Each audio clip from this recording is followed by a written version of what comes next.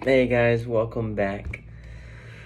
Another week, chapter 5 of the Undercover Economist, and we're diving into information asymmetry and lemons and peaches, basically. So basically what a lemon is in the used card examples, it's like you could get a good deal or you could not. You don't know, because there is information asymmetry, which is a difference in access to relevant information of an interaction or product or service. And basically this chapter talks about is the healthcare systems, because that pretty much no one knows what they're spending their money on. The doctors and the government's insurers have so much more information than us, and that's why there is information asymmetry. And there's 3 types of healthcare systems. One of them is US, which is privately health insurance, and it's one of the most expensive. I think people spend 3 times more than the average in Britain. And the next one is Britain, Canada, and Spain. It's government insurance. The government pays for them.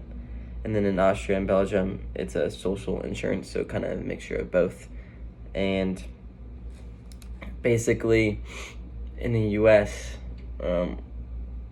it's very private companies, and there's a lot of competition within that because there's so many, and there's so much to do, and there's like almost over treatment. I feel like a lot of times.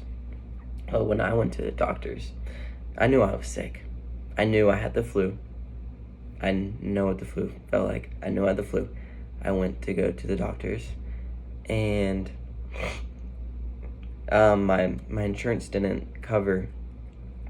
They wouldn't take it at the place I went, and instead, if I didn't have my insurance, well then I could just pay for it. But it was like $500. All I needed was a sick note. This is a doctor's note to go and say I have the flu, so I can take a week of rest.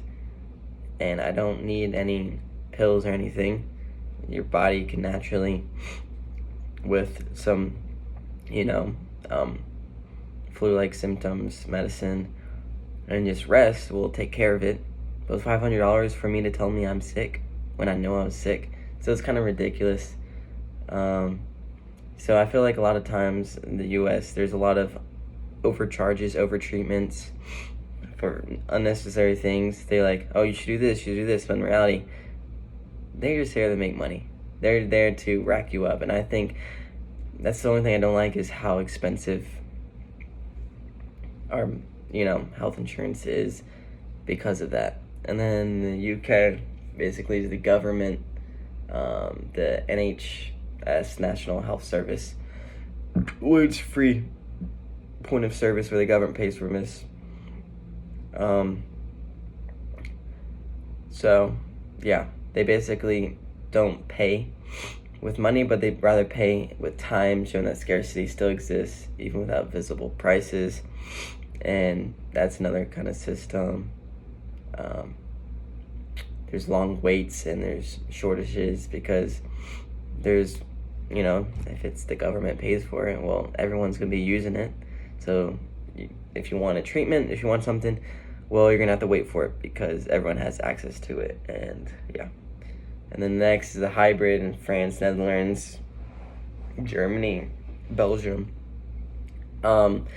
where the government provides basic coverage and private competition still exists. So the government helps, and then you can also get private insurers that help out. It kind of uses the difference between US and then the UK and kind of combines them to make it more affordable, which is ultimately the one that's most appealing. He did talk about, Hartford did talk about in the book, where that would reduce the amount of asymmetry in information and ultimately balance the health systems is to give the patients maximum responsibility so they can choose their doctor's insurance, where they want to go. But then they pay for the small bills, but then any like bill that is catastrophic, that the insurance pays for. So there's like a balance, and then the poor can also afford it. So I think the hybrid system is the most appealing because I feel like it's there's still room for competition, and that ultimately helps the market. But there's also room for responsibility for the individual itself. So, yeah, there's really no healthcare system is perfect. I mean, we saw that coming because information asymmetry exists everywhere, no matter where you go, because they always hide information. No one knows exactly what they're spending, and I think we should do better. Instead of, I know when you get like your leg cut off and you need an ambulance, but no one knows actually how much the ambulance to the hospital is going to cost, because it's we value taking care of your person first and then the money, but sometimes people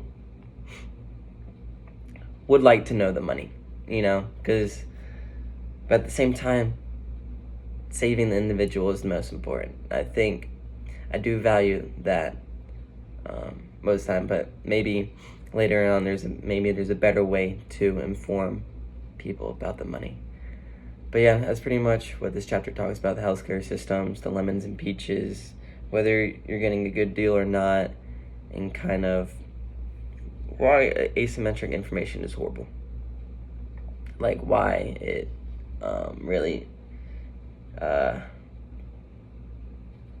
really needs to be fixed and educated on, because it would make the market a lot better. But yeah, thank you.